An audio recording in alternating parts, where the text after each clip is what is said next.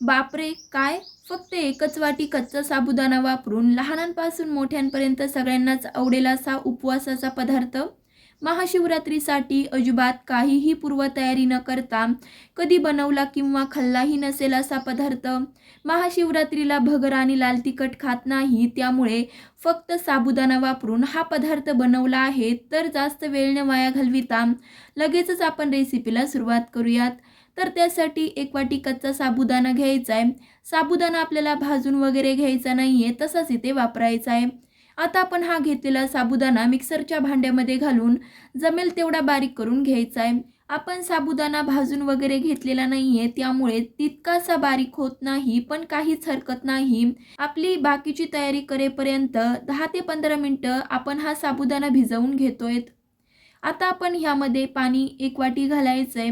साबुदाण्यामध्ये एकदमही पाणी घालायचं नाही आहे. आधी एक वाटी पाणी घालायचं आहे. थोडंसं मिक्स करून घ्यायचं आहे. नंतर लागलं तर पाणी घालायचं आहे. पाणी घालून झाल्यावरती बरंचसं हे मिश्रण घट्ट वाटतंय, त्यामुळे आणखी अर्धा वाटी पाणी घालायचं आहे. पुन्हा मिक्स करून 10 ते 15 मिनटं तरी हा साबुदाणा आपल्याला भिजवून घ्यायचा आहे. मिश्रण आता जरी पातळ वाटत असलं ना, पण हा साबुदाणा आहे, जसजसा वेळ जाईल तसतसं आपलं हे मिश्रण घट्ट होईल. मिक्स करून झाल्यावरती मी हे किमान 10 ते 15 मिनटं तरी भिजत ठेवलं होतं. तोपर्यंत आपल्या बाकीच्या साहित्याची तयारी झाली आहे. चला तर 10 ते 15 मिनटं हा साबुदाणा भिजवून घेतला आहे. थोडंसं मिक्स करून घ्यायचं. नंतर बाकीचं काही साहित्य घालायचं आहे. त्यात एक वाटी दाण्याचा कूट घालायचा आहे. हा मी जाडसर असाच कुटून घेतला आहे. सोबतच हिरवी मिरची आणि आल्याची पेस्ट घालायची आहे. चवीपुरतं उपवासाचं मीठ देखील घालायचं आहे. त्याचबरोबर एक मध्यम आकाराचा उकडून घेतलेला बटाटा हातानेच स्मॅश करून घालायचा आहे. हाताने स्मॅश करून घातला म्हणजे ज्यावेळेस आपण पदार्थ खातो ना, तर बटाट्याचे चंक्स दाताखाली छान लागतात. जर तुम्ही उपवासाला जिरे आणि कोथिंबीर खात असाल ना, तर ते सुद्धा घालू शकता. आणि जर उपवासाला तुम्ही आलं खात नसाल ना, तर नाही घातलं तरी चालेल. आलं आणि हिरवी मिरचीची पेस्ट मी बनवली होती ना, तर बनवता वेळेस काय केलं, 2 हिरव्या मिरच्या आणि 1 इंच आलं जाडसर कुटून घेतलंय. आता घातलेलं साहित्य हाताने 2 ते 3 मिनटं चांगलं असं मळून घ्यायचंय. मिश्रण आपल्याला किती पातळ किंवा घट्ट ठेवायचंय त्याचा अंदाज तुम्ही बघू शकतायत. अशा पद्धतीने आपल्याला मिश्रण ठेवायचंय. आता आपलं साबुदाण्याचं मिश्रण हाताला चिटकू नये म्हणून काय करायचंय, हाताला थोडंसं पाणी लावून घ्यायचंय. मीडियम साईजचा गोळा हातावरती थोडासा एकसारखा करून घ्यायचा आहे. नंतर चौकोनी आकाराचे साबुदाणा टोस्ट बनवायचेत. साबुदाणा बराचसा चिकट असतो, त्यामुळे ज्यावेळेस आपण हे साबुदाणा टोस्ट बनवतो ना, तर हाताला पाणी लावूनच हे टोस्ट बनवून घ्यायचेत. तुम्ही बघू शकतायत इथे मी चौकोनी शेपमध्ये हा टोस्ट बनवून घेतला आहे. बाकीचे देखील अशाच पद्धतीने बनवून घेऊ. तुम्हाला जर ह्या मिश्रणाचे टोस्ट बनवायचे नसतील ना, तर तुम्ही तुमच्या आवडीनुसार वेगवेगळा शेप देऊ शकता. त्याचबरोबर ह्याचे साबुदाणा वडे देखील बनवू शकता. काही टोस्ट बनवून झालेले आहेत. लगेचच आता आपण शॅलो फ्राय करू. तर त्यासाठी पॅनवरती पाववाटी साजूक तूप गरम करायचे. तूप चांगलं कडकडीत असं गरम झाल्याशिवाय अजिबात टोस्ट ठेवायचे नाही. नाहीतर आपण हे तूप कमी गरम असताना टोस्ट ठेवून घेतले ना, तर ते तळाला चिटकू शकतात.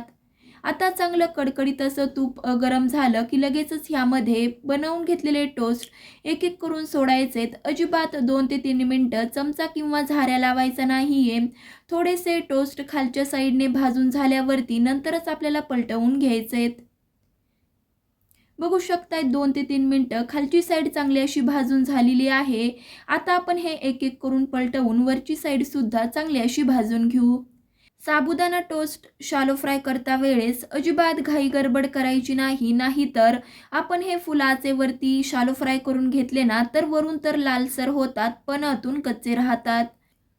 चला तर 3 ते 4 मिनटं मंद आचेवरती हे टोस्ट शॅलो फ्राय करून घेतले आहेत. टोस्टमधलं पूर्णपणे तूप निथळून एका डिशमध्ये काढून घेऊ. राहिलेले सुद्धा अशाच पद्धतीने बनवून घेऊ.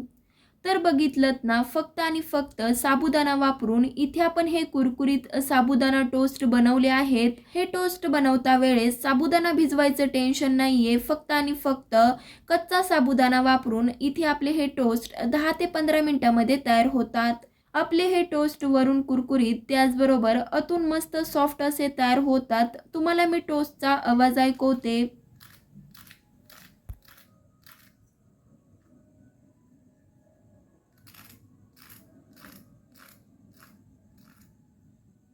माझी गॅरंटी आहे की हा आवाज ऐकल्यावरती तुम्ही देखील नक्कीच हे उपवासाचे टोस्ट बनवायला घ्याल. तर वाट कशाची बघतायत? आजच म्हणजे येणाऱ्या शिवरात्रीला ही रेसिपी ट्राय करा. फक्त 3च पदार्थ वापरून महाशिवरात्रीसाठी उपवासाचा गोडाचा पदार्थ जो कमीत कमी वेळेत आणि कमी मेहनतीत तयार होईल. तर जास्त वेळ न वाया घालविता लगेचच आपण रेसिपीला सुरुवात करूयात. तर त्यासाठी काय करायचंय, अर्धा किलो बटाटे घ्यायचेत.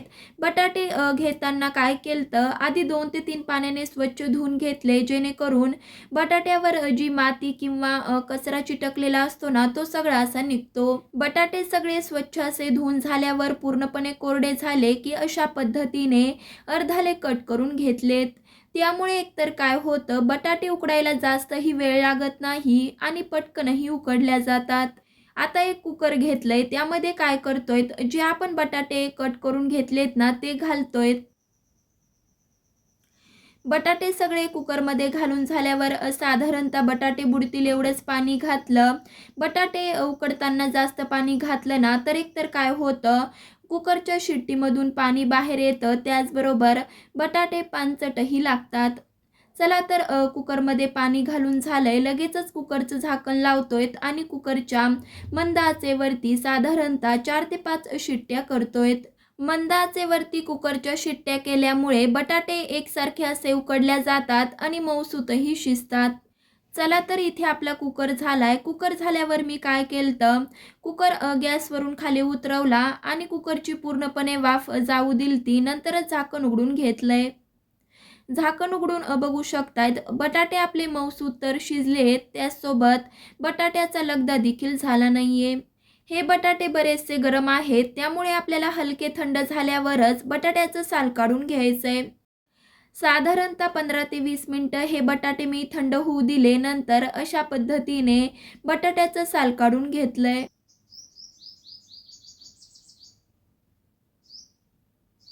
चला तर आता गॅसवर कढई गरम करत ठेवली आहे. लगेचच आता आपण ह्यामध्ये पाववाटी साजूक तूप घालतोय.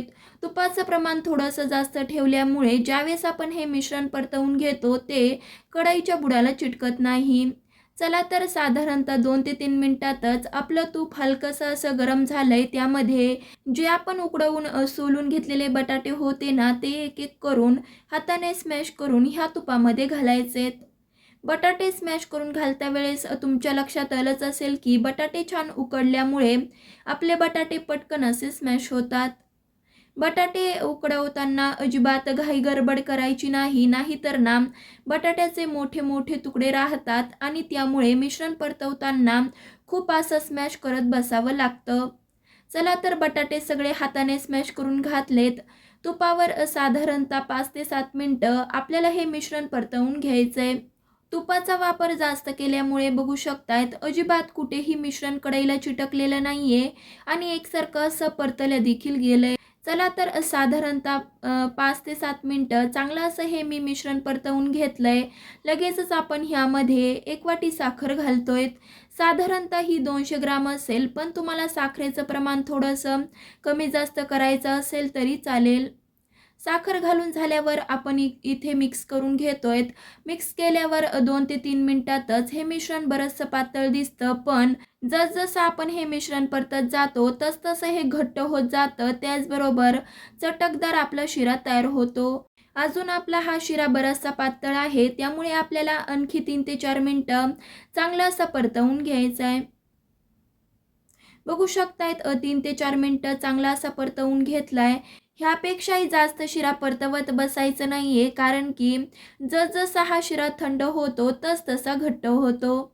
चला तर साखर घालून झाल्यावर एकूण 7 ते 8 मिनिटं चांगला असा शिरा परतवून घेतलाय. लगेचच आपला खाण्यासाठी तयार झालाय. तुम्ही कधी अशा पद्धतीने बटाट्याचा शिरा बनवला आहे का? ते तर कमेंट करून सांगा. येणाऱ्या महाशिवरात्रीला मस्त असा रसरशीत तोंडात टाकताच विरघळणारा हा बटाट्याचा शिरा नक्कीच बनवा. अजूनही चॅनलला सबस्क्राईब केलं नसेल तर नक्की सबस्क्राईब करा. चला तर मग पुन्हा भेटूयात अशाच एका नवीन साध्या सोप्या पारंपरिक रेसिपीसोबत. तोपर्यंत धन्यवाद.